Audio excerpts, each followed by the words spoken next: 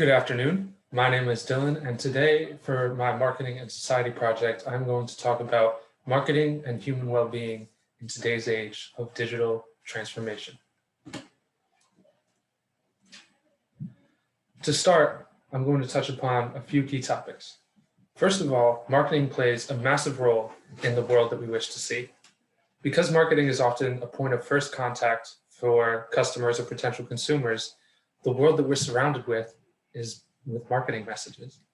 For instance, when we drive on the highway, we see billboards. When we watch a YouTube video, we see an ad. When we open our cell phone, there's another notification from another app that we wish to download. And then even when we go outside or into a grocery store, there are more flyers. Everywhere around us, it seems like we are being marketed to. Different organizations are vying for our attention. And as a result, this plays an important role in the world we see. I'll get into this more later. Secondly, I want to talk about digital transformation, which is how the world around us is currently being changed by advances in data science, AI, IoT, and various other technologies that are coming online and interfacing with marketing and its ability to impact our lives. Finally, I want to talk about how currently these processes are being driven for the point of profit making or attention seeking or otherwise building a business or idea, but potentially this has the impact of marketing at the expense of human well-being. And after all, should not marketing be for humans, the very people that we are building these organizations and creating these products for? That is the topic of my presentation today. So we'll start by beginning with, why do we market? I personally believe that we market for attention, profit, and awareness. Different organizations market for different reasons, but mainly it's to get our information out there, to make our voice heard, to express so that other people can understand where we are, what our value proposition is, and what we want to bring to the table. In a lot of ways, I believe that marketing is communication, and this is incredibly important. However, currently, some of the reasons for why marketing is being communicated are having an adverse effect on the quality of human lives. As I was saying earlier, marketing plays a very, very important role in shaping the reality that we wish to see. With marketing budgets increasing year over year consistently, we are finding that now more and more of our world is being shaped by marketing initiatives. Everything that we are seeing is a marketing initiative. I go and I watch TV to relax, and there are some advertisements asking me to buy a new TV or a new laptop. Maybe I'm on my phone and I go onto Instagram to catch up with a friend, but then there are more advertisements for some other product that is being offered in my way. Frankly, these days, I feel the only time that I'm not being marketed to is if I sit in my own room with the lights off and close my eyes. And even then, maybe I have my own thoughts marketing to me. I'm just kidding. But nevertheless, it's important to understand the scope of marketing's ability to shape the world around us. And when we believe that the world around us is what we see, oftentimes what we see is strictly other people's value propositions and their representatives. Because of this, we're getting so many messages and so much less truth. Hence the information that we receive about fake news and what to believe. And these are important considerations in marketing in today, is to say, what truth are we putting out versus what biases are we actually having in these messages? When it comes to marketing and creating these messages that we do want to, we have the ability to decide what message that we want to put forth. Ultimately, there are many algorithms that are playing a role in what messages are being delivered today, but those algorithms were written by people. Fundamentally, we still remain in control of the messages that we're putting forth, even if we don't recognize it. And for this reason, it is very, very important to be creative. Through creativity, we can take two concepts, originally not associated, and combine them in new ways to create new meaning. In this circumstance, with marketing, creativity can allow us to overcome previous patterns, as well as find new ways to market that are beneficial to both the organizations we wish to promote, as well as the points of contact and humans on the other side of our marketing initiatives who stand to possibly benefit or not benefit from our actions. Using creativity, we can empower ourselves to seek alternate resources and alternate paths of getting our message out there in a way that is more compassionate or more in line with the goals that we'd actually put forth.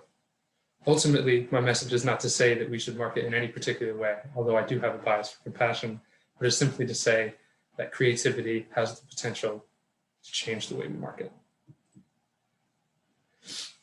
In today's digital age of digital transformation, of the internet, of cloud computing, of hybrid cloud computing, of AI, of many algorithms, and of data science coming online, the field of marketing has changed. Now we get many more metrics about click-through rates, of how long somebody stayed on a page, of basically all the information that our consumers are generating. And when we have access to this much information, actually, we're able to hack the human psychology. And for those who have seen The Social Dilemma on Netflix, they're able to understand just how powerful this information can be. I myself oftentimes find myself looking at my cell phone on some deep tunnel towards some product or new offering or organization or something like this, and not even knowing how I ended up on my phone. That's how scary and insidious in some ways these marketing initiatives can be, because they are so good that you don't even know that you're following them. Hence, it is important when leveraging these technologies to make sure that we are using them responsibly in a way that does not take advantage of the human psyche to a degree that eliminates people's ability to choose for themselves what they would in their quality of life. As I said before, this all comes down to the data. Data is at the heart of what is driving these new initiatives. As Google Home, as Amazon Echo, and various other organizations look to come into our home, they're collecting data about us 24/7, even now as we use our cell phones. I have no doubt that the data that we are generating is being recorded and shaped into a profile and a persona to better understand how to market to us. As I said before, this is the hacking of human psychology. While it is incredibly powerful for organizations to be able to use this data to drive better insights and create more optimized business models, it has the downside of possibly overlooking the people that these initiatives are affecting. So it is important when analyzing this data and using data to create models and new algorithms to remember the people that this data represents.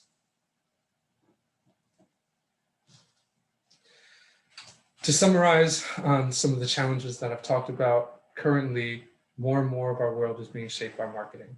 As we spend more time online, as we see more screens and more devices, there's more opportunities for marketers to reach us through various platforms. They're able to see how we are using these platforms and therefore adapt their models to better get us to go into their funnels or look at their service or look at their product or their offering. And this has the potential to get a lot of people on the same page and potentially create powerful change. But if the reason that people are being marketed to is not in fact for their ultimate beneficence, but rather to generate a profit for someone, then these initiatives must be looked at closely in order to ensure that we are not adversely affecting our own humanity.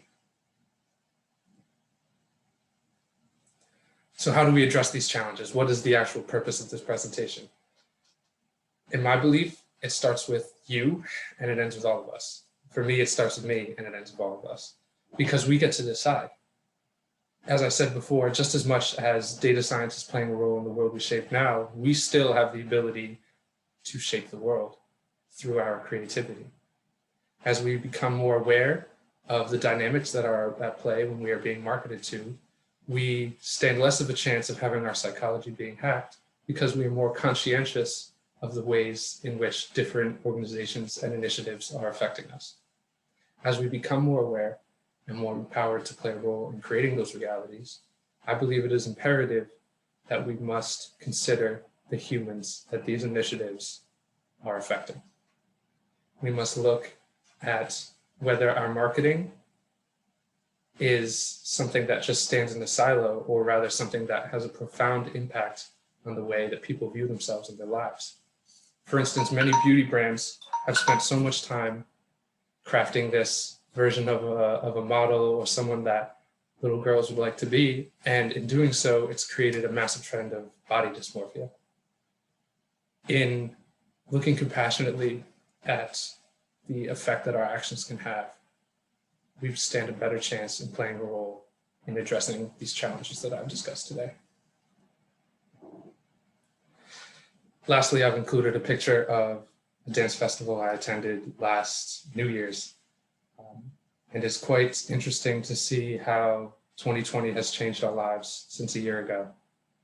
Even now, looking at this picture, I can't imagine being that close to so many people all in one room, no masks on.